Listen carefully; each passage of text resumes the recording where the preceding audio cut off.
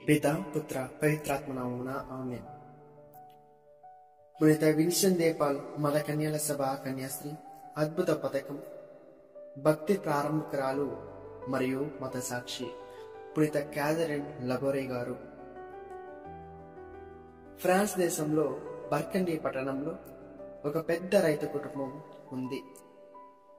ఆ రైతుకు 11 మంది సంతానం. వారిలో 9వ సంతానమే పునీత క్యాథరిన్ గారు. వారు క్రీస్తు శేషం 1806 సంవత్సరంలో జన్మించారు. క్రైస్తవ భక్తి విశ్వాసాల్లో పెరిగారు. క్రీస్తు శకం 1830లో అనగా తమ 24వ ఏట నెలకొన్న పునీత విన్సెంట్ డే పాల్ మత కన్యల సభ తాము ఒక కన్యాశ్రీ అయ్యేందుకు నోవిస్ గా ప్రవేశించారు. ఇక్కడే పునీత క్యాథరిన్ గారికి అద్భుత దర్శనాలు కావడం ఆరంభమయ్యాయి.